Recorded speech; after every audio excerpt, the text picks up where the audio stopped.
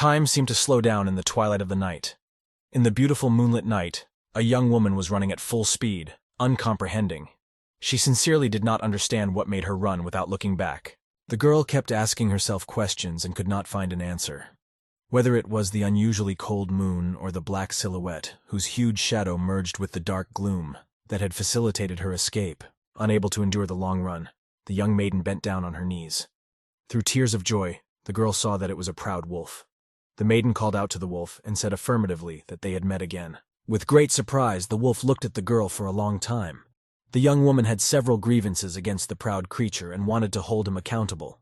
In a trembling voice, she asked him to do her a favor. The girl was very saddened by her situation. Nothing else mattered much to her. Therefore, she really wanted to leave the world unnoticed. She thought it would be easier that way. She was running from her fears, just wanting to make a choice. The most terrible and unforgivable choice. And then she saw in front of her not the silhouette of a wolf, but something else. A nightmare. A nightmare. After a nightmare of a nightmare, young Uram woke up agitated. Finally, and with a scream, she got out of bed when she heard it was early morning, as she had plans for the morning. The girl had to carry things to Sarji's place. The girl was at a complete loss, as she had forgotten what day it was and what she had to do. Uram scolded herself and went to pack her things. The young lady tried to quickly gather everything she needed without noticing anyone or anything around her, until she was called out by Sunbei. The girl mumbled in confusion that she was fine, and she was listening to him carefully. But Sunbei was more interested in the vase. He claimed that Sargi was very protective of the vase. He was truly surprised when it was entrusted to the young daredevil. The girl replied with an embarrassed smile that he was right. The young man asked her timidly why she had come if there were so many people here. He asked the girl curiously if she wanted to go to the cliff for salt with the younger ones instead of working. It was a question that caught the young lady off guard. She wanted more than anything to admire his face. She answered modestly that there was no time for games, as the village was full of work and we had to help each other. The young youth was charmed by the girl's zeal and said that he himself would try to help his village more. The young man shared his dream with his girlfriend, that he wanted to become a guard on the front lines when he finished his training. His words made the girl freeze for a moment. This turn of events she had not expected. With a shaky voice, she questioned him and repeated what he had said. A picture of wolves came before her eyes. Sunbi wanted to be the one who watched the wolves closely from the high cliff. The girl was very indignant at what she heard. She yelled, "Why should he do that? It's so dangerous." Xiongbai was surprised by Uram's reaction, but he was more worried that she wouldn't drop the vase in a flurry of emotion. Sunbei tried to reassure his friend that she already knew that weak creatures needed to survive, and someone had to stand guard. But he himself was no less anxious and worried. He was proud to say that he had grown up and wanted to do what he could for his village. He was very pleased that his younger friend was so concerned about him. Sunbei playfully ruffled his friend's hair. The girl liked his gentle touch, but she didn't show it. She knew perfectly well that she could not interfere with him in any way. She reluctantly pushed his hand away. The girl rudely told the young man that he was treating her like a little girl. Sunbei was genuinely surprised and apologized.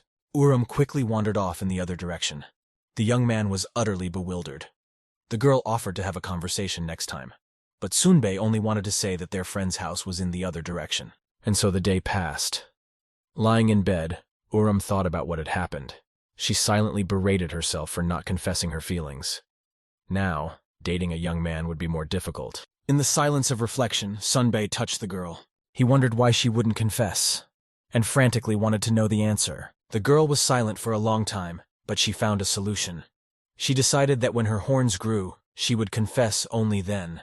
Uram wanted to make adult decisions, and when goats start growing horns, only then do they become adults. Sunbei could only fondly say the bitter truth. Uram still had no horns.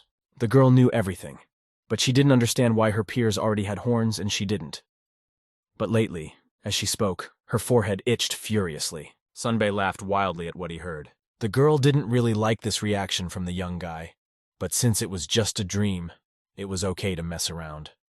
Uram pulled the boy down on the bed with a heavy weight.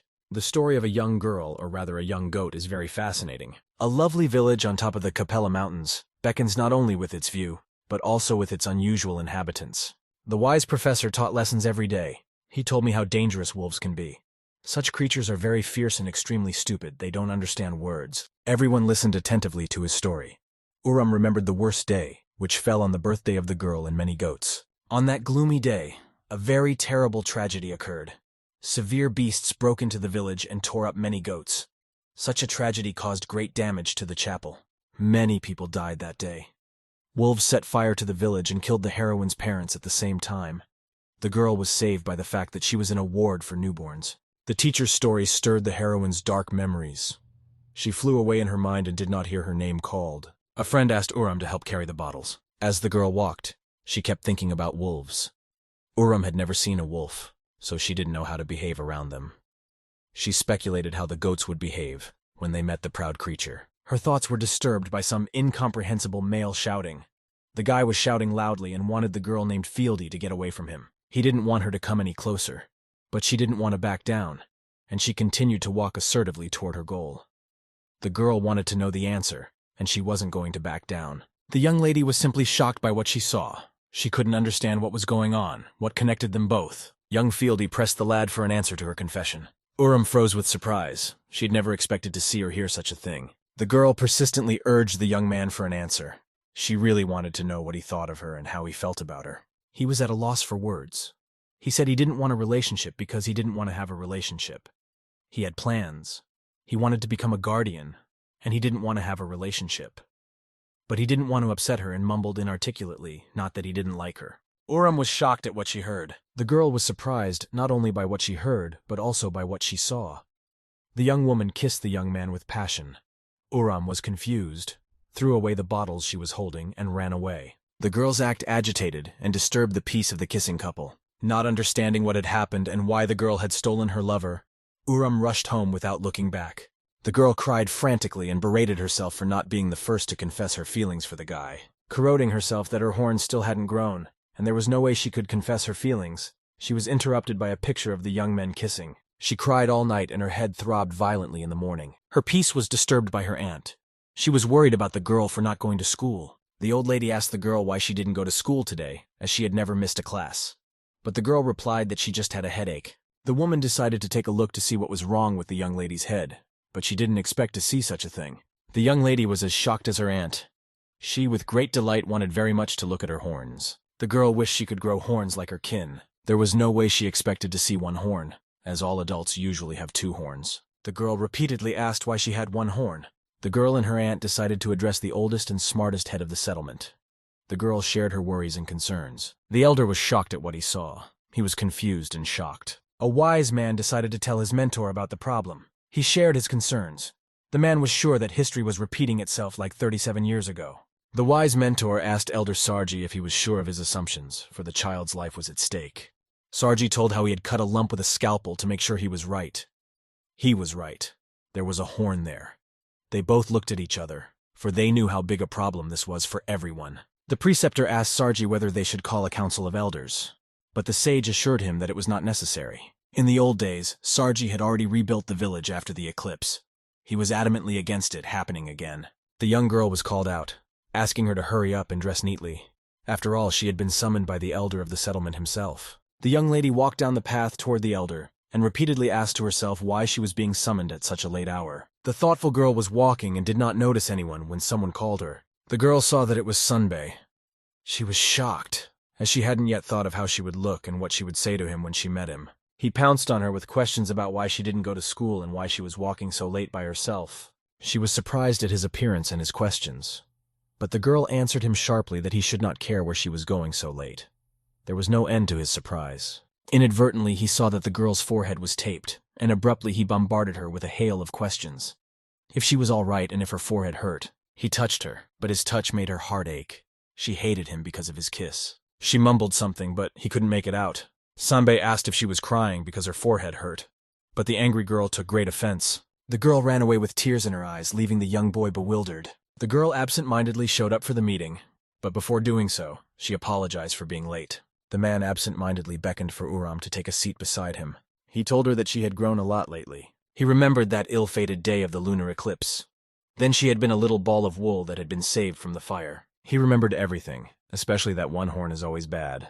Uram looked at the man incomprehensibly, and he said that the girl was a mountain goat with one horn. The girl was very surprised at what she heard. She cried out in despair that it couldn't be. He told them to come to their senses and accept the fact that it was not a bump, but the very thing that was a horn.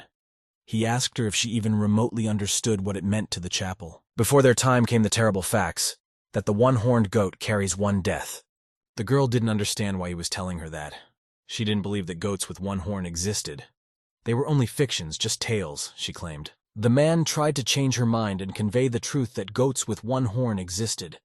The elder told the girl that he himself had witnessed and seen the existence of such a rare creature. Seeing no way out of the situation, he knelt down and begged the girl to leave the village. The girl was shocked and furious at what she heard.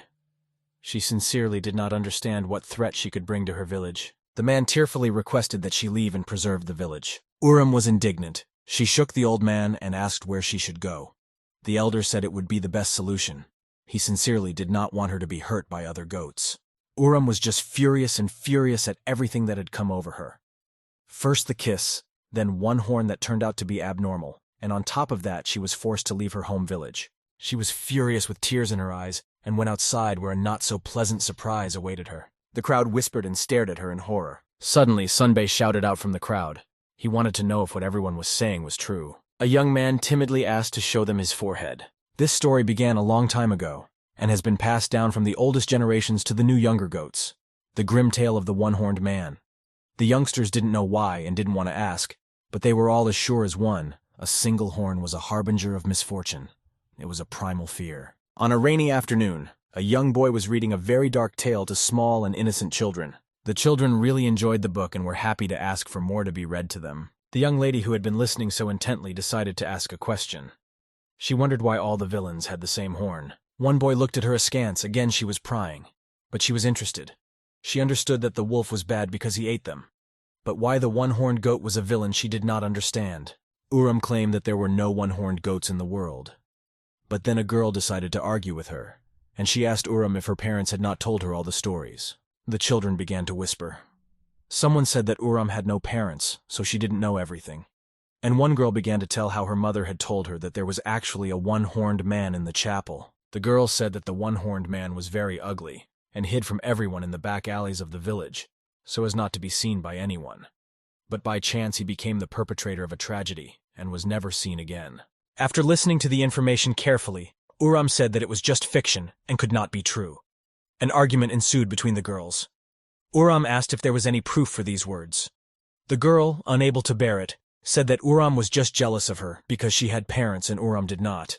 The parents would confirm the fairy tale writings. Unable to stand the girls' bickering, the older young man decided to intervene. The youngster took Urim's side and told her not to let AKA talk to her like that anymore. After the altercation, the youngster wanted to take the girl's question apart and try to explain everything to her. The young man said that it was foreordained by the heavens themselves that a one-horned goat portended bad luck. It was unclear to the girl why this was a foregone conclusion. He began to explain to her that everyone has two horns. It's the norm. The one-horned one immediately stands out from the herd and can be quickly removed if necessary. Urim was pulled out of his thoughts by a muffled voice. The young man asked insistently if it was true and asked to show his forehead. The enraged girl decided to run everyone away. She didn't understand what was going on and why they were all freaking out. It was just the wrong horn. The girl ran as fast as she could. She came to the top of the cliff, where there was a big old tree. Having no strength, she collapsed. For a while she pondered her life. How it could have been if her parents had been alive. She knew they would have helped her and surely solved all her problems. The girl wondered why she had been left alone. Urim ordered herself not to get discouraged, to pull herself together. She was sure that her lover and friends were worried about her. She knew she had to be patient and wait for things to settle down. Falling into her thoughts, she didn't hear the predator approaching. The girl was in complete shock. She hadn't expected to see a wolf in such a place. Frozen with surprise, she stared intently at the wolf. Equally surprised, the wolf stared at the girl. For the first time in her life, the girl was wildly horrified by what was happening. Urim could see the stiff fur, smell the scent of blood mixed with sweat. Black as night, the girl couldn't take her eyes off him. She saw much danger in him. He inspired fear and awe. The girl was at a loss as to what to do. In a rush of fear, she remembered what she had been told in school. The professor had said that wolves were extremely uneducated, and it was best to run without looking back. She wanted to run, but she didn't know if it was possible. And then she heard someone ask her a question. The girl was shocked that the wolf was talking. The girl did not run away, but stayed and begged the wolf to take pity on her. The wolf froze in bewilderment. Urim asked not to eat her, as she thought he would understand her words. She begged for mercy. She said she would come to the cliff every day and remember mercy. He looked at her scornfully and told her that she could leave, for he had come to the cliff to lick the wound left by the thorny shrubbery. In addition, he said, if she would go away and be quiet, he would leave her alive. The girl vowed in her voice that she would be quiet and not say anything to anyone. Frozen in tension, she didn't know what to do. The wolf told the girl to go. The young frightened goat ran as fast as she could. The girl didn't just run down the cliff, she ran at a breakneck pace. A girl came running to the house of the oldest man. She burst into the house with a scream and declared that there was a wolf on the cliff. The man sent scouts to the cliff. When they returned, they confirmed the truth of her words. The scouts said it was a pretty big wolf, but unfortunately they could not find it. It had disappeared into the gloom. After hearing the scouts' report, the elder ordered the sentries to line up in the area to be searched. Sipping her hot tea, Uram sincerely hoped she would be praised or thanked for warning them about the wolf. The elder just got up and left without saying anything to the girl. She was puzzled. The whispers were broken by Uram, who suddenly came to the school. From far away, the boys called out to her and motioned for her to sit down. The calm in the classroom didn't last long. The older boys rushed in. They were looking hard for Uram. They asked everyone who was Uram. The young men didn't know the girl. The girl recognized the young men. It was Roma and Kana. But she decided to hide from them. They shouted frantically, for they were anxious to see her. The girl was trembling from fright, and everyone was looking at her with a leer. From the looks of the children, Roma realized where the right girl was. When he approached her, he pulled her hair with all his strength. He hurt her very badly. The girl screamed in pain. The girl screamed in pain and asked why they were doing this to her. There was nothing stopping the young man. He wanted to know the truth. With lightning speed, he ripped the bandage off her forehead. What he saw shocked everyone. Everyone present saw a single horn. The girl burst out screaming that she had done nothing. Roma shouted for all to hear that it was the same goat that had lost one horn 10 days ago. And then a wolf was seen near the village. The gathered children, not realizing what was happening, shouted and wanted to know if it was true. They couldn't believe it. Roma shouted that a one-horned goat in the herd was a bad omen. He claimed that it was the one horn that brought the wolf. Uram burst out screaming that it wasn't like that at all. The girl said that it was she who had saved the village, as she was the first to warn everyone. Everyone was puzzled. The young man, who was still holding her by the hair, asked her incredulously if she was lying. In a hurry, the girl told how she had quarreled with the elder and climbed up to the cliff to be alone there and think things over. At the top of the cliff was an old tree, and near it the girl accidentally encountered a predator. Kana froze with surprise, and only asked how she had survived being one-on-one with the wolf. Uram said that contrary to her teacher's teachings, she had talked to the wolf, who understood her perfectly, told how she fell down on her knees and begged him for forgiveness and mercy. After all this happened, Sunbei was not feeling well and had health problems. His nose was bleeding, but luckily it stopped. He thought it was because he was tired and worried about his girlfriend. He confessed that he loved the girl like a little sister. He remembered how he had taken care of her since childhood. He was very upset and became emotional. Luckily, there was a man nearby who calmed the small man down. He thought back to times gone by, when he'd taken her to the sports fields and they'd spent long hours watching the goats frolicking. He would give anything to go back to that time. Sunbei tearfully asked his teacher what he should do for his friend. After listening to all that Uram had said, Kana asked the girl with great perplexity why they had killed all the sentinel goats and her kin on the cliff and left her alive. Why her one horn was let go now.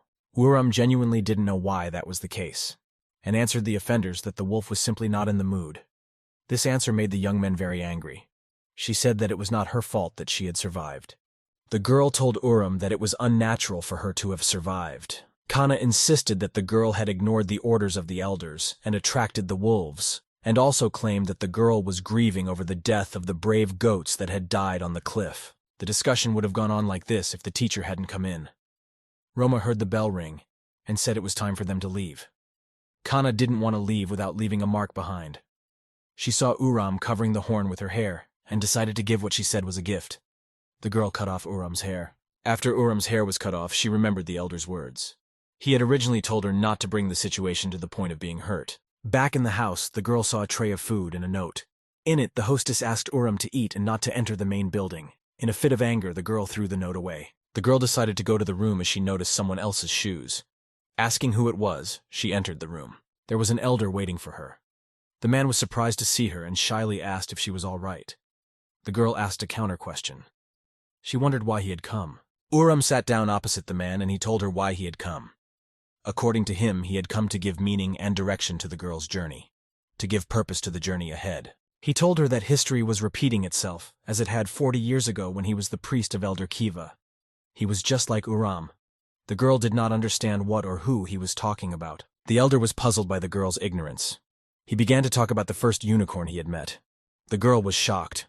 The man said the one-horned man's name was Anamali. He also said that more than 100 years had passed since the last mention of such creatures. But thanks to the elders, Anamali lived peacefully in the village. The man said that there had been a tragedy in the settlement involving the one-horned man, and that he wished he had left their region and gone to the next world. The girl was puzzled and asked what kind of tragedy had occurred. The man also said that the one-horned man had been found by a crow 5 days ago. Uram was shocked when she heard the story. The girl asked the elder if he was really alive and where he was. She heard only that the one-horned man was wandering the world without purpose. With trembling hands, the old man unwrapped the cloth that contained the horn. It was not just a horn, but the horn of Anamali. The girl was shocked by what she saw. She could not put into words what she had seen. The elder knew that Uram was anxious to make her importance known to everyone in the village. So he showed her the horn and suggested that she leave the village, find the owner of the horn, and kill him. By doing so, she would show her worth. He wanted the girl to avenge the chapel. Lying on the floor, the girl contemplated what had happened. She had no idea what she was being avenged for, or why she should do it. She was not a vigilante, but an ordinary girl. In a fit of anger, Uram took the horn and went outside, intending to throw it off the cliff. As she walked out, she heard a voice, and she hid to listen to the conversation. A group of people were discussing her and the curse of her kind. The older generation assured the younger generation that the curse was real, and the day of the lunar eclipse was proof of it. The elder told how the one-horned man was hiding in the settlement. He was surprised that the wolves had come to their abode and made a massacre and burned the whole village. He was sure that the wolves were influenced by the curse of the one-horned man. As she listened to the conversation, the girl realized who it was about and whose horn had brought the wolf. The girl realized who they were talking about and whose horn had brought the wolf. She couldn't stand it any longer and rushed to them, asking why they wanted to kick her out. Everyone froze in place at the sudden appearance. Uram and Sunbei sat up and looked at each other. The young man was very worried about his friend. He timidly asked if he could look at her forehead. The unexpected touch made the girl flinch and scream. She didn't want him to see. Suddenly he put his arms around her and whispered words of comfort. The girl couldn't stand it any longer and cried. She mumbled that everyone despised her, hated her, and wanted to kick her out of the village. The young man didn't expect that. He said he did not despise her. He asked her in despair why she did not listen to the elder, for he was sure that if she left the village, there would be silence and grace. He assured her that in this way, he would do the chapel good. The girl was taken aback by his words. In addition, he said he heard Uram tell the elder that she was hurt by his kissing another girl. Sunbei offered Uram kisses and other forms of bliss, as much as she would need for the sake of her leaving the village. The girl was upset by his words. She pushed him away with all her might and ran away. She only shouted goodbye after him. The girl ran with all her legs. In her haste, she fell, and thought to herself that her familiar world had been turned upside down. Everything she loved, everything she had was gone. And then the girl saw a wolf on the mountain. She looked at it in confusion and didn't understand why it was there. The girl got up and ran to him, not understanding where her strength came from, or who was responsible for her running. Running up to the wolf, she called out to him. She reproached him for all her troubles, and asked him for a favor. The girl wanted to leave the world, and most importantly, she wanted him to do it. He looked at the girl with contempt and bewilderment. And said that he knew that goats were stupid, but not to that extent. The girl did not want to hear anything. She only wanted to leave the world. The wolf grabbed the girl by the throat in rage. He let her go, but she did not keep her promise and brought armed goats. He was choking her. The girl was mentally saying goodbye to life. But then he let her go. Coughing, the girl asked why he let her go. The wolf looked at her and told her to go away, as he took pity on her. Uram shouted in rage that there was no need to pity her. The girl howled to him in rage, asking for death. He looked at her in surprise. He had no choice, and admitted that he could not kill animals. The girl stared at the wolf in dumb bewilderment. It was all she could manage to mumble one thing. She wondered why he couldn't. He said he was doing a special practice right now, pleading to the moon and couldn't kill for 100 days. The girl screamed furiously. She didn't understand how such a creature couldn't not kill. but the wolf simply replied that she could not understand his intentions, and he did not intend to answer her questions. The girl was angry and disappointed. She had found the strength to come to the wolf and die, but he chased her away and told her not to tell anyone about him. The wolf suggested that the girl go and jump off the cliff. The devastated girl asked if he understood someone like mountain goats. Urim was trying to tell him that ibex lived on mountainsides and ate salt. She was genetically conditioned not to fall off a cliff, but to land on her hooves or cling to mountain gorges. The wolf looked at her and said that if it wasn't for his 100-day diet, he would have eaten her.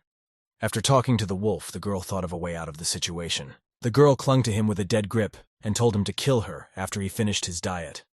The wolf was shocked at the girl's lack of understanding. She did not know that she had measured herself for 47 days, after which he would kill her. In a pitiful voice, the girl asked the wolf to take her with him. She said she would be a burden and he could eat her after the fast was over. He didn't want to take her, but she said it would be a good move. After looking at the crazy goat, the wolf decided to get rid of it quickly and jumped off the cliff. But at the end, he told her he was going to Tehran, and if she knew what that place was, she wouldn't follow him. The girl only had time to ask where he was while the wolf jumped off the cliff. The wolf stopped and looked at her. The girl hesitated for a long time whether to jump or not. If she jumped, she would lose everything. The wolf was about to go when he saw the girl. She was screaming and flying. The goat followed the wolf. Such a turn of events bewildered everyone who saw them. As they wandered together through the dusk, they talked casually. The wolf, frankly, was annoyed by the goat. He didn't think it would follow him seriously. The girl was angered by this.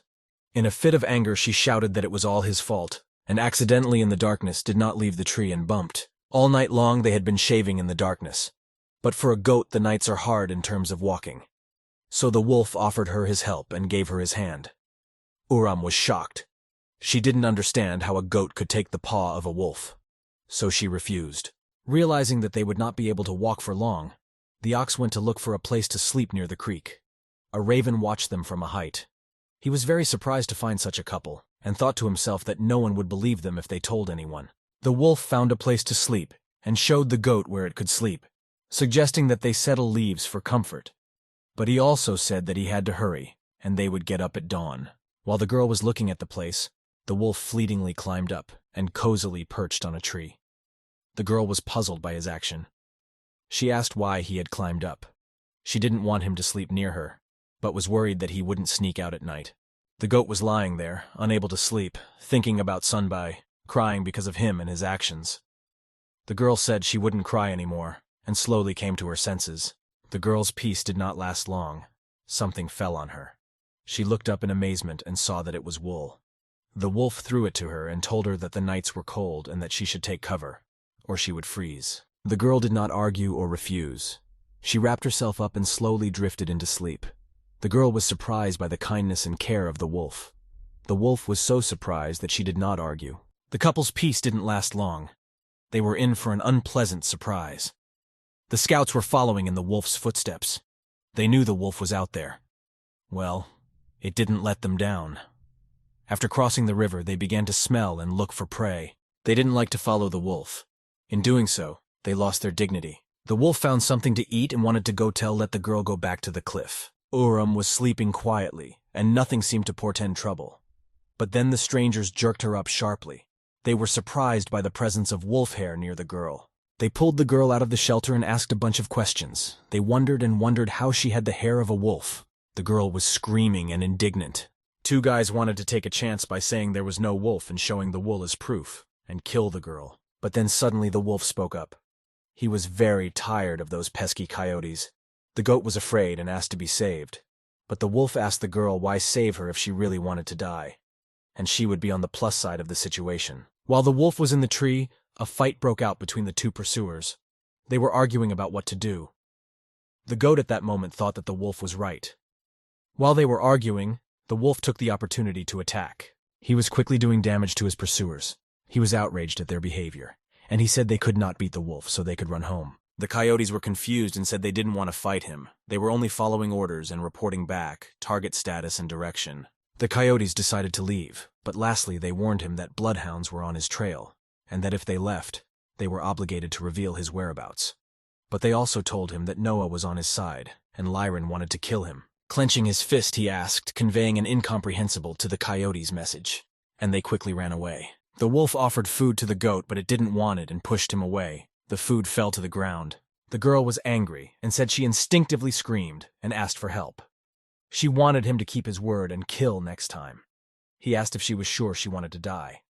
The girl was infuriated by this question and started screaming that wolves are disgusting, filthy animals that only kill. Her words enraged him, and he slapped her face. He realized that she hated and feared wolves as a herbivore, but he saved her and brought her food, and all he got in return was insults. In a rage, the girl screamed that he was thickly pretending to be kind. She was really scared when she was being held by coyotes and he was just standing in a tree. The girl clung to the wolf, indignant and angry. She wondered if he was having fun as she trembled in fear.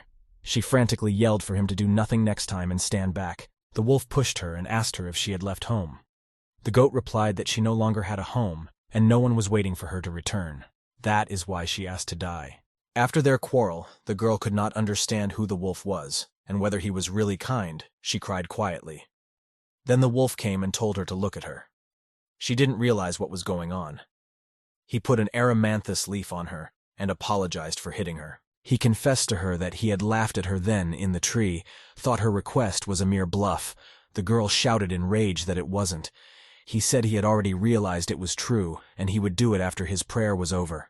The wolf promised to do everything without pain. After a long conversation, the wolf introduced himself as Sethi, and asked her what her name was, and asked if she had anything she wanted to share with him. Exactly what kind of hell she had been through that she wanted to die. The girl told her story. The wolf was completely bewildered. What's the big deal about one horn? He was shocked that she was kicked out because the young are very valuable, and asked the goat how they had not become extinct with such wild prejudices. In return, the goat said that howling at the moon and making a wish are also superstitions. The angry wolf said that the moon was real and not to touch it. After all, the wolf said that he wanted to see her horn because wolves do not have horns. But the girl didn't want to see it, but the wolf still managed to see it and laughed terribly.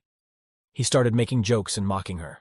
The wolf told the girl to go and look at her reflection in the water, since her horn is very nice. The crows were watching everything that was happening.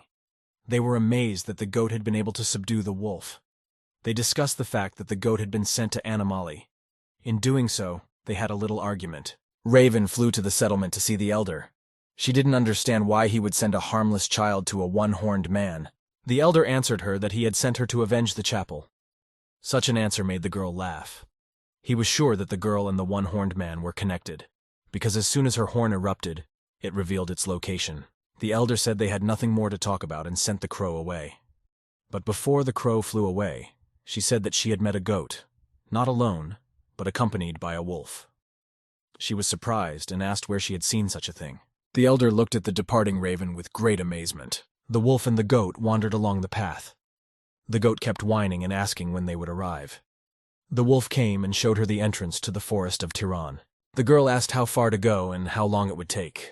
She hadn't studied distant territories in the village, and the wolf promised to show her a map of the world and teach her how to navigate it. He showed her the gray land of the wolves, the settlement of Urfus. The coyotes reported to the wolves the location of the wolf and goat.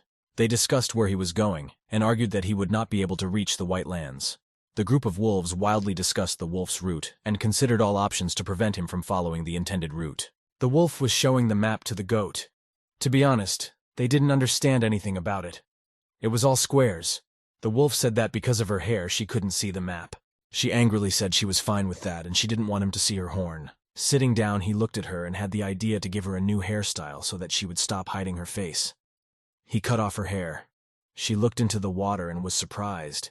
She had never seen herself with bangs. The wolf asked if she liked it. Uram was very pleased with the change.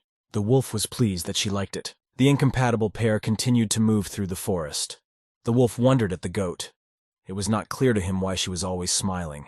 He wondered what she was going to do with the strips of bark. He warned her that there were many predators and traps along the road, so she needed to be careful and stay close to him. And he asked what she was doing with the bark. She was knitting a net and wanted to please the wolf and catch fish. He looked at her silently and did not understand why she was doing this. The girl thanked the wolf once again for her hair. To the wolf's surprise, the goat caught a fish, and they roasted her in the evening and were satisfied with dinner. The wolf prayed to the moon. He came to the fire and saw that Uram was still eating. He lay down by the fire and told her to go to bed. Sitting by the fire, Uram decided to talk to Sethi. She asked many questions of a personal nature. but not one of them he didn't want to answer. She asked the last question she wanted to know if he would eat her after he killed her. Rising, he told her in great detail what he would do with the body. The goat listened very carefully, and told him not to scare her, but he asked if she definitely wanted to die. She said she wanted to disappear completely. The wolf looked at her, and said they even looked a bit alike. He had also lost his parents and was alone. He lost everything that was dear to him, and began to wander the world alone. He stared at her, and told her to think about death, because life suited her better than anyone else. The girl was very touched by his words. No one in the village had ever said such words to her, and she cried. Uram stepped back to wash her face. She kept thinking about the wolf, why he had said that. Suddenly she was called out, breaking her from her thoughts. She saw two strangers. They were admiring her, what she had done. She didn't know what they were talking about. They told her she'd done a very cool thing with the poison, and poisoned the wolf.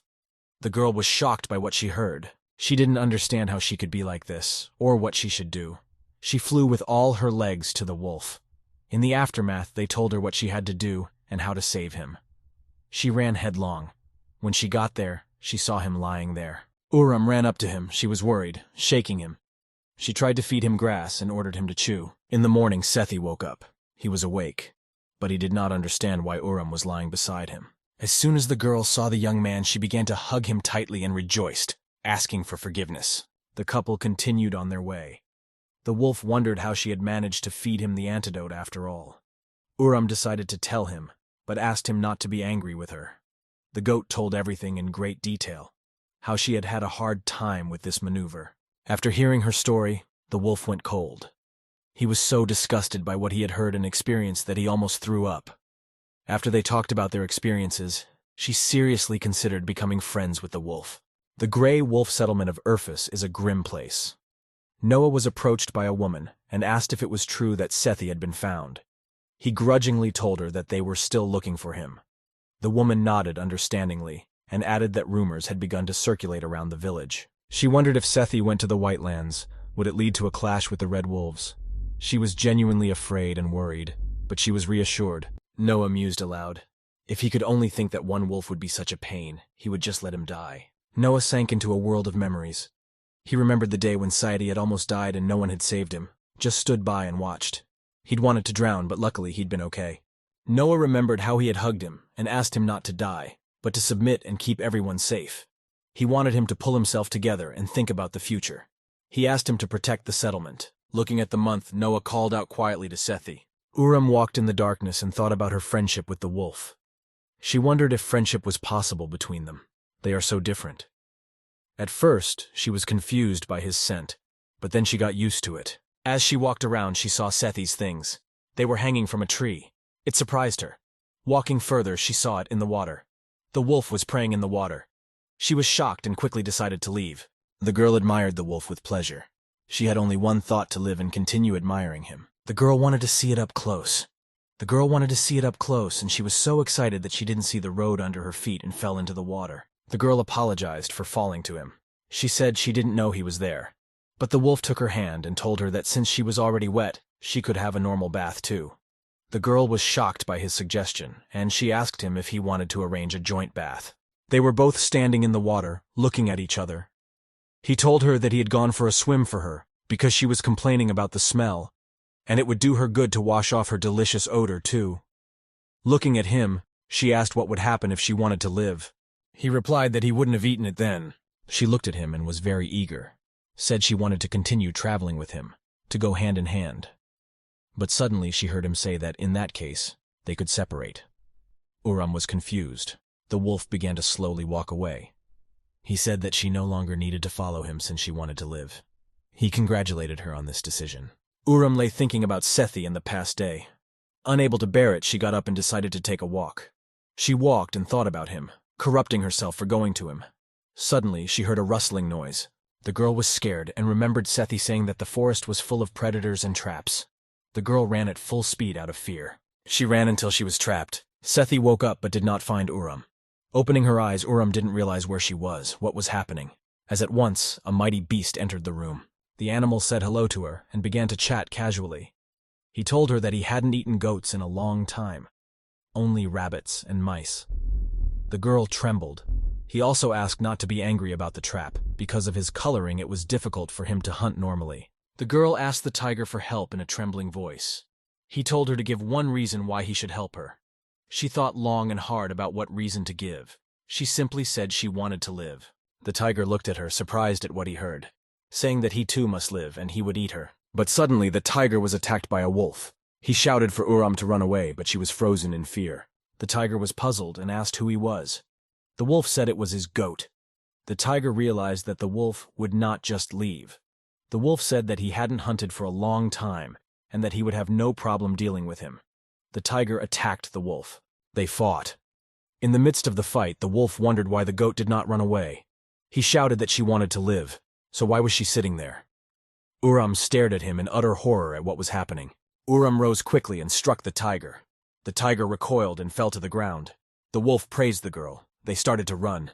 The girl could not run fast as she hurt her leg. The wolf took her on his back. The tiger was shocked at what was happening. They were sitting in a spacious cave, the wolf licking the wound on the goat's leg. She woke up and was puzzled. With a scream, she recoiled from him. But the wolf said he was just licking the wound. Sethi asked what she remembered and why she had decided to go deep into the forest. The girl said she wanted to leave quietly. He was furious. Why hadn't she told him? After an awkward pause, she said she wanted to keep traveling with him. She felt good in his company. But then she remembered how he had told her that if she wanted to live, their paths would diverge, and she was very angry. He looked at her in confusion and tried to explain everything to her. He warned her that his kin were after him, and his journey would be dangerous.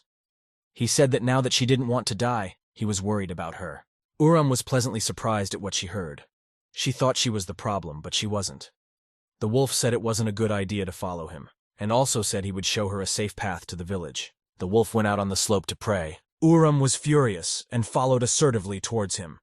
In fury, she said that she wanted to be near him. She kept coming closer and closer. There was a slope. Stepping back from the assertive goat, the wolf almost fell. The goat held him up. They continued on their way. The wolf did not speak of parting again. Walking along the road, he only asked if she smelled freshness. When they opened the thicket of a bush, they saw an unusually beautiful view. Uram was shocked, for she had only seen the sea in pictures. She rejoiced like a child, but she was confused when the wolf howled. But then suddenly an unfamiliar creature came out of the bushes and knocked Sadie to the ground. But the network knew her. It was Danya, the white dog that inhabits the coast. The wolf shouted that he was not alone, but with a companion, a mountain goat. Danya was surprised, but she ran to meet her. They sat and chatted and got ready to eat. When Uram tasted the dinner, she said it was delicious.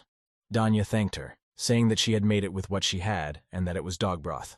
After such a joke, the goat fell into a daze. The wolf said that it was not funny. She was a herbivore.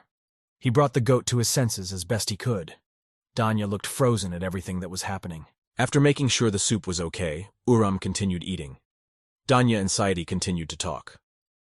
Danya was worried about the rumors that had been going around the coast that a red dog had set foot on the land of the gray wolves. But the wolf only told her not to worry about him. Meanwhile, Uram asked for more. Uram. The wolf decided to go out for some air. Leaving the food behind, Danya apologized. The girl didn't know that Uram was a herbivore, and so she didn't think there would be such a reaction. Uram also apologized, for this was not the first time she had asked for more.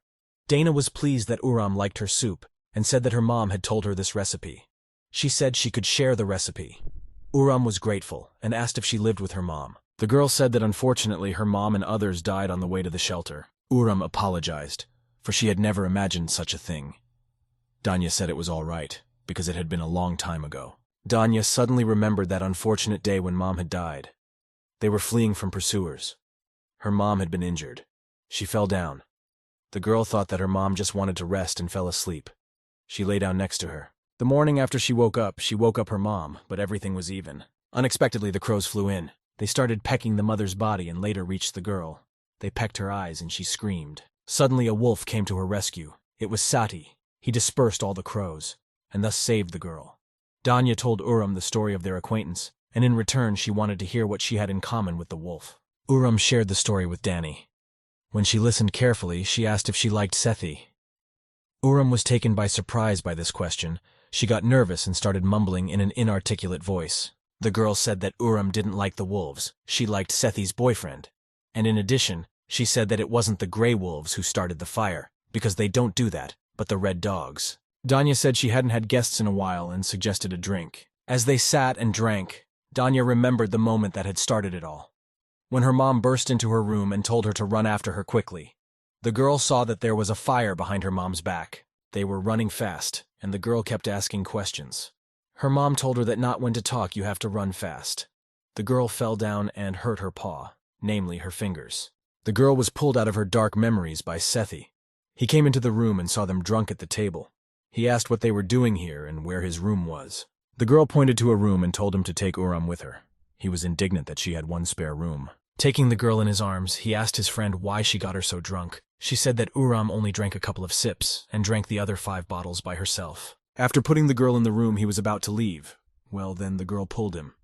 She asked him to wait. The girl starts to confess to Sethi that she is attracted to him, and she wants to be near him. She told him how jealous she was of him when he opened his soul to the moon. The girl mumbled some more but fell asleep. The young man tried to wake her up so he could hear everything. The girl went on to say that she wanted to admire him all the time, because he was insanely handsome. He was amazed at what he heard and only asked if she liked him. She answered, mumbling, that it was impossible not to like such a wolf. She fell asleep. He left quietly. Uram woke up with a terrible headache. She didn't realize how she had gotten into the room. On her way out, she heard the 2 friends talking. Danya was telling her that Sadie should move east to Armand's and find a bookstore there. She also asked where he was going to lead the goat. He hesitated and said he would take her wherever she wanted to stay. The ruined girl asked what would happen to her if she followed him to the Whitelands. The ruined girl asked what would happen to her if she followed him all the way to the Whitelands. Sethi said she was just attached to him because he had rescued her. He was sure that if she came to Armand and saw other animals, she would forget about him. Danya was shocked by his words and didn't want to talk to him anymore. Calling him selfish, she went to the exit. Uram was upset at what she had heard. She stood for a long time pondering what had happened. Meanwhile, Danya and Sethi were fooling around on the beach. Sitting down for a break, the girl asked if he wanted to stay and not go to the White Lands. He shushed her and told her not to joke around like that. Sitting on the edge, he said his resolve was unwavering. She asked him if he understood exactly where his actions could lead, but he only said that he wanted everything back and would fight to the last. The girl pondered. If her friends all died, she too would embark on the journey. Sethi asked if she had seen any of her tribesmen on the shore. She sat and pondered what would have happened if the white dogs had taken on the reds without a fight. She wondered what would have happened then.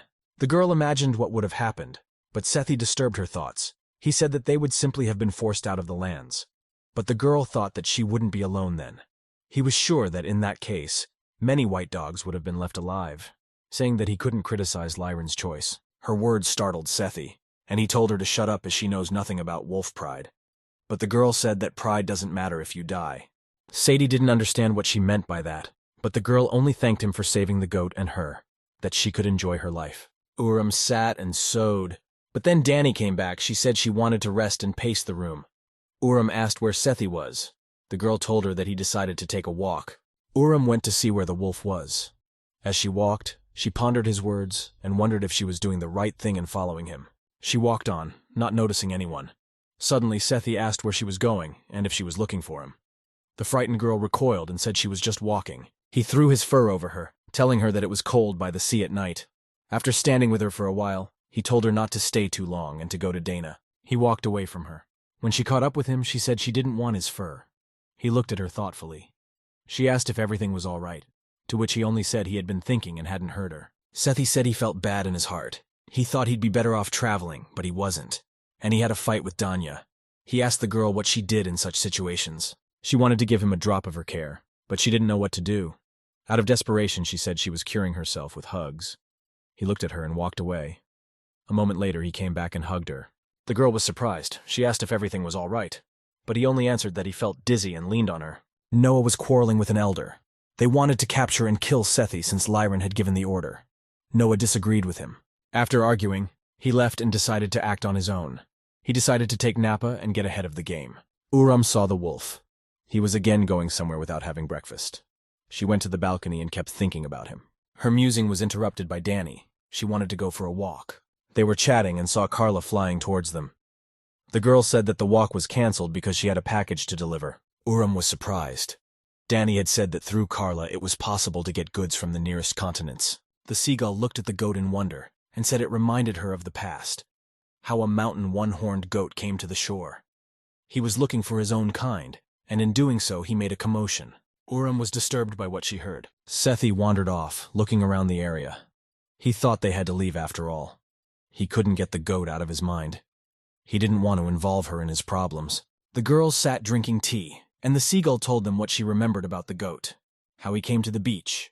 He wore a hat that made it impossible to see anything, and asked if anyone had seen mountain goats with one horn. The seagull only laughed at him. After all, there were never any mountain goats on the beach.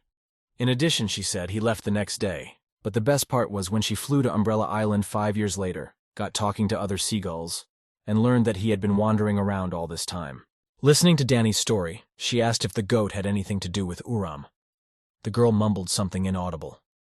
The seagull said that they should not go near the goat, because he was a bit cloudy. Seagull decided not to linger, or she would have to deliver packages.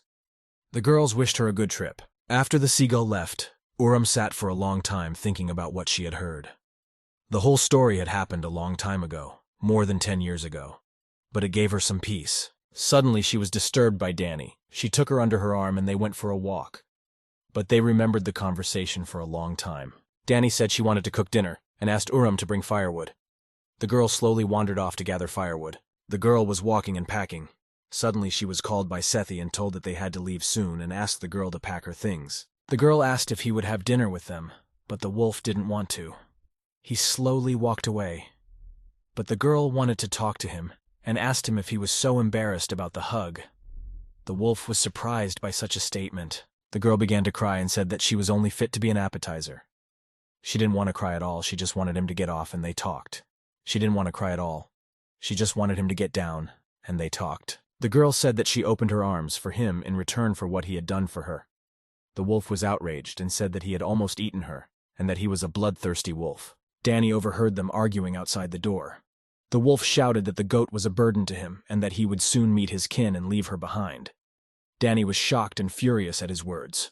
She opened the door and called out to them, then managed to stop the Sora. They sat eating in silence. Sethi broke their silence by saying that they had to leave and asked if Danny had prepared everything he had asked for. Danny replied that she had, as a seagull had flown in and brought everything. Sethi was surprised to see a bunch of stuff. Danny had found him all the armor and sword he needed. Danny looked at him and said he was missing his cape, but he could get one in Armand. Uram asked what the place they were going to was like. Danny told her that it was a beautiful place where different animals lived in peace and harmony. The girl glanced at Sethi, not understanding why he was trying to shove her off to the other animals, but she heard him say they had to go. Danny grinned as she wanted to say goodbye to them. As soon as Sethi saw the boat, he became furious. He asked how they would be able to sail it for 3 days. This question infuriated the girl as she had been making it for a long time. Danny and Uram were saying goodbye.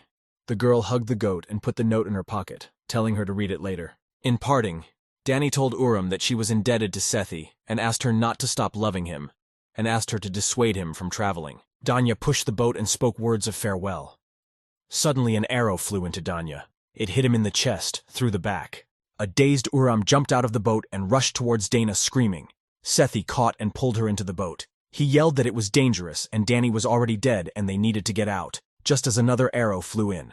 Covering Uram with his body, the arrow hit him in the arm. Uram was shocked and crying furiously. Sethi yelled that he was fine and told her to pick herself up and row. The goat rowed with lightning speed. The wolves watched from the cliff. They made sure the coyotes were telling the truth about the goat. They didn't want to shoot Sadie, but they had orders. Just as they were about to shoot, they were suddenly attacked by a tiger. He shouted that he had searched the whole forest for a wolf, but he was surprised to see 2 wolves at once. After the blow, his left eye couldn't see. He shouted and asked who had eaten his goat. The wolves were confused. The tiger shouted that he would shred every wolf in his path. Uram rowed without feeling her arms. She called out to Sethi, asking him to stop for they were far from the shore. But Sethi did not answer. She looked at him. He was lying in a pool of blood. Uram fell breathlessly from exhaustion. Nappa and Noah froze in a daze when they saw the bodies of the soldiers. They immediately realized that they had been mauled by a tiger. Nappa said they couldn't hide such rumors. They had to go back. Noah told her to go back, report everything, and quiet the disturbance. And he would follow to the White Lands. He said that after the white dog died, he knew exactly where Sethi was headed, and that's where he would end it. The wolf and the goat floated breathlessly and quietly in the boat. As luck would have it, they were seen by a passing ship. The captain of the ship gasped in amazement. His subordinates asked him what he saw there. He only laughed and said something very funny. Uram woke up. Coming to her senses, she saw strangers all around her.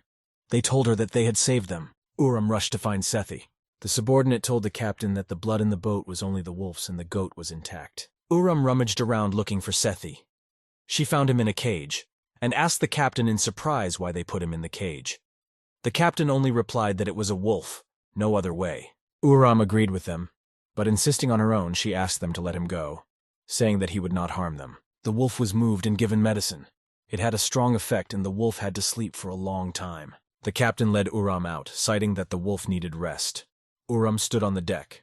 The captain brought her tea and so decided to get to know her better. She asked what his name was. He introduced himself and asked her to repeat it. But the girl couldn't. Then he said to just call him Scarf. She thanked him profusely for saving her, and he asked her to tell him what had happened to them. The girl told the whole story, but the captain was preoccupied with the fact that the wolf and the goat went together. He offered her to live on his ship as an ornament and receive money for it. She looked at him in bewilderment. He then said that when she was pulled out, items fell out of her pocket. The captain returned the girl's belongings to her. The girl recognized her items, the horn and the note. The horn interested the captain, and he offered to buy it from her. The girl did not listen to him. She unfolded the note and began to read carefully. She saw a recipe for vegetable soup.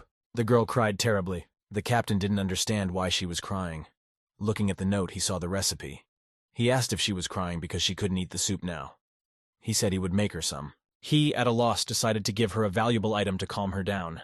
But she didn't take it. She only said that a dog was helping them and it had died. The captain looked at her in silence, unable to say anything. He silently berated himself and said that money couldn't save the dead. The girl stood there crying. She said she didn't understand how it happened. The peacock wanted to give the girl a handkerchief, but there was none. He gave her his cloak to wipe her tears. He shyly asked her if she wanted to shout. She was surprised at his suggestion. But he said peacock don't have tears, they just scream. The girl continued to cry. Sethi was delirious in his sleep. He didn't understand where he was or what was happening. He had forgotten something important. But in time, his memories came to him, and he remembered that he had lost Uram. Suddenly he noticed someone or something, and asked if he had seen a goat, but no one answered him. He thought it was Uram. A man stepped out of the shadows and asked who Uram was. Sethi was startled. He woke up scared and almost without energy. He said it was only a dream. The pain was unbearable. And then he saw Uram sleeping. The captain asked Uram if the wolf had woken up. The girl said no. The cook brought Uram something to eat. The goat asked the peacock why Kuman was a black bear and all the others were brown. The peacock told him that his father had bought the bear when he was fleeing, but that he could not remember what he was fleeing from. The captain and Uram's conversation was interrupted. She was told that her friend was awake. The girl ran to him with all her legs. When she opened the door, she saw him. The young lady threw her arms around him. She told him how afraid she was for him, afraid to be alone in the ocean. He silently changed in front of her for letting her go through such a thing. The wolf saw the captain and thanked him for saving them and asked where the ship was going. The peacock said they would kindly give them a ride to where they were going, and he offered the wolf to work for him as a garbage man. The captain was kicked out of his quarters. They slept in the same cabin. Uram asked if Sethi knew who had done this to Danny. She wondered if wolves were to blame. He confirmed her fears. She cried out in bewilderment and asked what kind of wanderlust he was on. He told her he didn't want her to have anything to do with him. He said that his journey had been started in the name of revenge. He said that his kin were after him to stop him. They would do anything, even kill him. He said it was very dangerous and they could no longer be together. Uram stood and pondered the wolf's words. She remembered the elder telling her to kill the one-horned man and avenge the chapel. She didn't understand why the wolf was taking revenge. Her musings were interrupted by a noise. The team was furiously discussing them and the wolf. Uncle Ku's voice called out to her. He was saying that the peacock was rich and asking why she hadn't accepted his offer. The girl said that the wolf needed to settle his affairs. She asked him what revenge was. Bear was surprised that the girl didn't know what it was. She said she had never heard of it and had only recently learned about the term. The bear began to explain what revenge was. The girl was a little confused and didn't understand. Uncle Ku talked about the place and remembered his grief. He remembered how he had lost something that was dear to him, and the tiger was responsible for it. He remembered how he had retaliated in anger. After talking to the bear, the girl began to understand the wolf. The wolf prayed quietly to the moon and pondered everything. His musing was broken by the captain. He was taken aback when he saw a wolf praying to the moon. He said that if, after praying, the wolf wanted to taste one of the peacocks, he would take the goat. The wolf was furious. "A goat is not a thing," he said. Sethi said if the captain touched it, he wouldn't be responsible for himself. Peacock was surprised.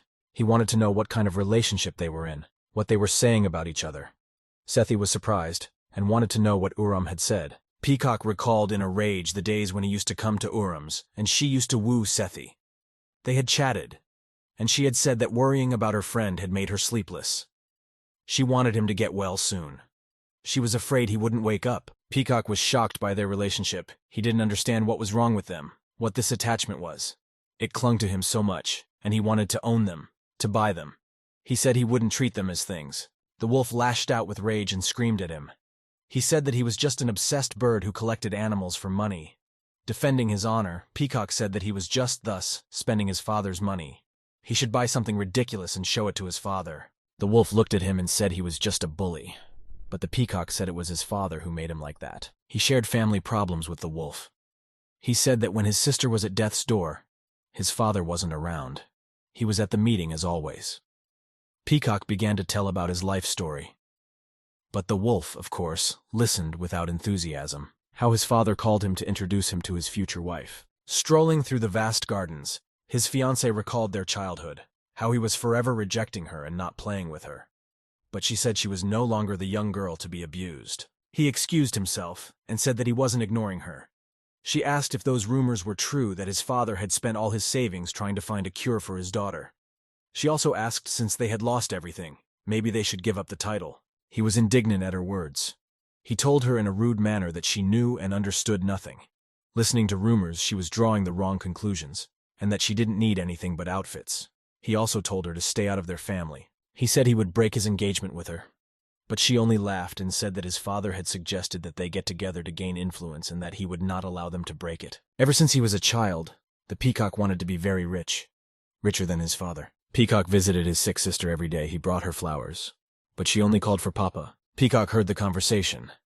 It was his father. He approached him to talk to him. He asked his father not to go anywhere and to stay with them. The father said he could lose a lot of money if he stayed and asked his son to take care of his sister. The peacock said nothing but looked at his father as he left. 2 days later, his sister died. The father called his son in for a conversation. He was interested in what he was talking to his fiancée about. The father asked what had happened and why the son had done this to his fiancée. He said that it was a very lucrative contract, and that after their marriage the business would be easier to run. Peacock was furious. He said that his father was always thinking about money. But his father assured the peacock that it didn't matter what he was thinking about, as the title and all the wealth would go to him. The father was sure that if he had more money, he would have gotten medicine for his daughter. He said that he did not want his son to end his days like him, so he asked him to meet his fiancée. Peacock told Sethi that in his panic he grabbed the ship and the money and sailed away, figuratively instructing the crew. The peacock ironically said he was a poor thing and that he would listen to the wolf jelly him all night. Sethi came to the kitchen and asked for some work for him. Uram listened, thinking to himself that he was not yet well. He was sent to Po. He went. Peacock was looking all over the ship for the wolf. He wanted to talk to him. The bear saw the captain. He told him that he was very attached to his new friends because they had something in common. But the peacock said there was no need to compare them. The wolf approached the bear. The bear told him to fix the net. Uram watched the wolf surreptitiously. When she heard that he was going to fix the net, she calmed down. Mending a net is a safe thing to do. The bear called out to her, asking what she was doing. She was making soup. Uram had forgotten all about the soup. Everyone was eating. Uram asked the peacock if he had seen a wolf. He said that the wolf probably did not want to eat. Uram asked Po if he had seen Sethi.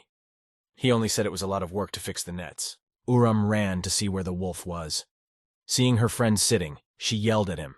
He could have left the nets and gone to eat. They began to argue. He was verbally pushing her away from him. He didn't want him to end up like Danya. Uram said she knows he wants revenge and won't stop him, but she will go with him. He didn't want her to keep talking and asked her to stop.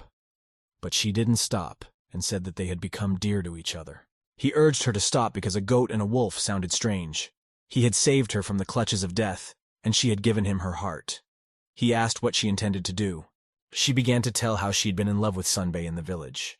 She told how they used to go for walks in the meadow and admire the goats. He really wanted to preserve his little meadow and keep the goats safe.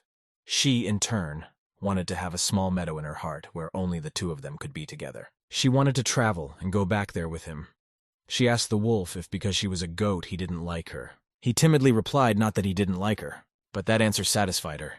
She kissed him. Peacock was quietly watching them. He was completely shocked by what he saw. He ran away. Sethi pulled the girl aside and said he couldn't do that. He said that if she kept this up, it would be hard to control. She said it doesn't need to be controlled, and they could go all the way. Wolf asked her if he could do that with someone like him. He told her if she recognized him and his essence, but to leave him. He was trembling all over again. The girl tried to hug him. He recoiled and said that was enough talking for today. The whole crew saw them off to the other ship. The captain asked the girl if she wanted to stay, but she said no. He said many nice things to Urim and told her to live according to her heart. And lastly, he told them to be careful. The captain watched and saw them off, wondering what they had in common, and he realized. A crow was sitting and reading in private. Suddenly a friend flew in. They were discussing the situation with the mountain goats and were worried that their plan was not being carried out. Suddenly, out of nowhere, they were distracted from their conversation by a peacock. The crow was surprised when she saw the peacock. She didn't understand who it was, but he said he was the peacock to whom she had given a very heartfelt speech 5 years ago, and she remembered him. At the time, she was looking for a one-horned man, and the search was not very successful. And at one point in her search, she came upon peacocks, and they politely gave her resting quarters. She went to rest and woke up in the morning to a noise. The maid told her that the peacock's daughter had died, and the father was not at home. Crow began to pack for the road. She didn't like funerals. But then I heard a boy screaming frantically. He wanted someone to save his sister and was offering a lot of money. The crow would have liked to leave, but decided to teach the young peacock a lesson. Looking at the girl, the crow said she was dead. He said he had a lot of money and asked her to help him, but she just looked at him and said that money doesn't bring back the dead. He did not listen to her and kept saying what he wanted. She grabbed him and asked him how about following her, but he didn't want to. He screamed, so she let him go. Looking at him, she said his sister was free of her title, of her fragile flesh.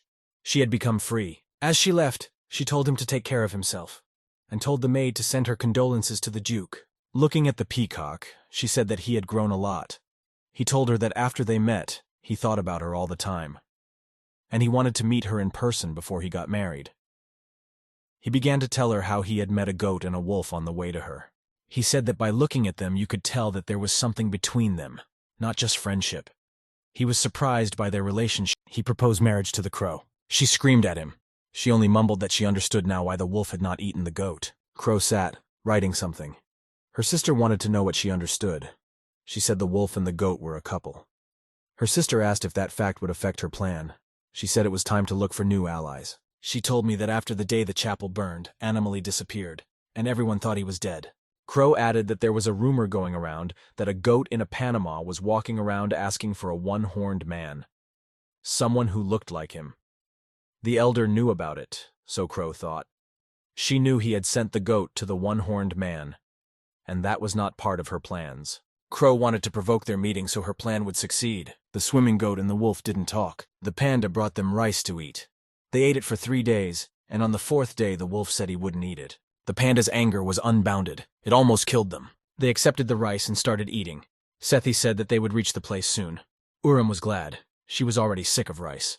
Sethi remembered his friend asking him to stop by a place and get stories about red dogs. He said he needed information to know how to attack the enemy. The girl asked who his opponent was. He was silent, but she said he was ignoring her as usual. She asked if he was afraid she'd hate him if he told, but he said he didn't want to talk. Afterward, they continued talking, and he said he could read her with ease.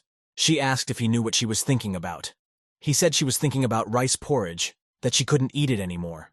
But the girl said she wanted to feel the warmth of his lips. Pulling away from her, he dropped the rice. It was their mistake. An evil panda came to them. They arrived on the scene. They wandered down the street of the city. Urim shouted how much she liked the city, how beautiful it was. Urim saw a shop with figurines. She told Sethi that they looked a lot like them. Only the horns were the difference. Taking them, she showed them to him and asked if she could buy them. Staring at the figures, she did not see the lion. He was walking down the street, and with his broad shoulders, he gave Urim a very hard time. He said the road is narrow and it's hard for him to walk. Sethi asked how Urim was. She said she was just surprised. The lion went on, but then he was caught in a scandal. When he was passing, he caught not only Urim, but also a girl, and she frantically shouted for him to apologize. They had a rough discussion. Unable to stand it, the girl shouted that she would hit him. Lev only asked if she didn't know that violence was forbidden in the city. Others said he should apologize to the girl. Sethi said they'd better go. It was quite a row. They argued a lot. Uram couldn't stand it any longer, so she went to the animal's defense. She asked him why he couldn't just apologize. The lion was attacked all at once. He couldn't stand the pressure and apologized as he left. The girls looked at each other in embarrassment. The three of them walked down the street. Meat Eater thanked Uram for intervening. The girl said that if a fight with a lion broke out, she would definitely win. The Meat Eater said that her life is very tiring, and in her next life, she wants to be a goat.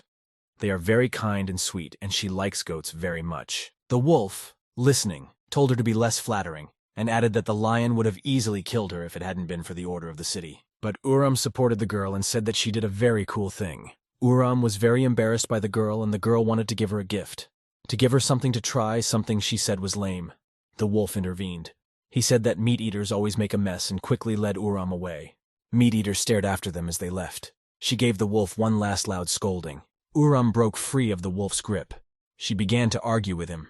He responded by saying that she was stubborn and would not listen to him. She said he was just jealous. The wolf looked at her and said she didn't know much and was being careless. He said the city looks beautiful, but it has a downside. He wanted to show her, to make her see for herself, and start listening to him. The wolf led her into the alley that meat eaters and others loved. She was shocked. He said it was the kind of place where you could buy anything. He also warned her that the animals in town are hypocritical and mean, especially the meat eaters, so it's dangerous to be around them. Uram only replied that she didn't want to be around a meat eater. She really liked the city and just wanted to socialize with the locals. She said that if he didn't like it, she wouldn't handle other animals. Vol only said he wasn't angry with her and would accept any choice she made about her friends. The wolf told her to be careful, as he couldn't watch over her forever, and left. They entered the bookstore. There didn't seem to be anyone in the room. Wolf shouted, and the owner called out. He said Danya sent them. The owner of the store introduced himself as Reuben. He said that he had inherited the store from his uncle, and that he himself was practicing medicine. He also said that until recently he had been researching diseases among the red dogs. He said that when the red dogs invaded the Whitelands, many of their females died of an unknown disease. To investigate the problem, he visited the castle of the dogs and collected many records there. He held out the book to Sethi. The wolf was puzzled. Danny had said he would be told everything, and here was a book. But Reuben said there was a lot of information and retelling it would take all night, and he didn't have time. He also asked him to read the book, and if there was anything he didn't understand, to come to him. The wolf looked at the book for a long time. Uram saw him and asked him why he was reading upside down. He turned white. Then she realized that he could not read and laughed. The wolf said that they only teach literacy to aristocrats. The girl took the book and called him to her. But he said he would listen from afar. The girl read, trying to understand the mystery of the wolf. The story of the red dogs is an entertaining one. The largest species of wolves, nomadic, inhabit a desert continent. The desert is a hard place to survive. Groups of nomads have banded together to overcome the poverty of life. They invaded the continent, exterminated the white dogs, and occupied their lands. The white lands are not so beautiful. More than half of the territories alone are thickly covered with snow. Even white dogs couldn't live there. The red dogs settled in the highlands. After migration, the dogs changed a lot and became warriors. They ruthlessly killed, pillaged, burned. They became the strongest species on the continent. 3 years after the conquest, and their females were dying en masse from an unknown disease. The white dogs were blamed for the deaths of the females.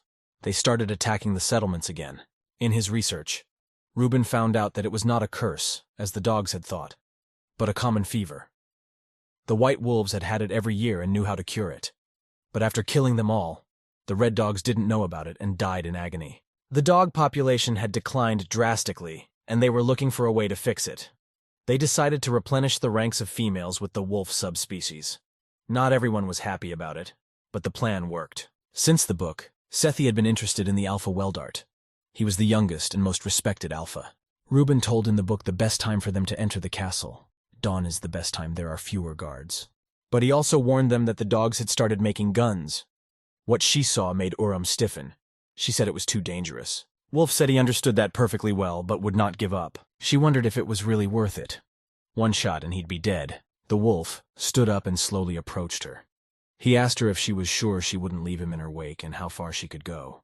He said there was something he needed to take away from the alpha. She asked what he wanted to take away, but he only whispered that he was all alone. He wanted her embrace. Once upon a time, Sethi was a little wolf. His mother ate rotten meat and died. She was a single mom. Sethi was told that he had to live on his own. The wolf cubs were playing and frolicking.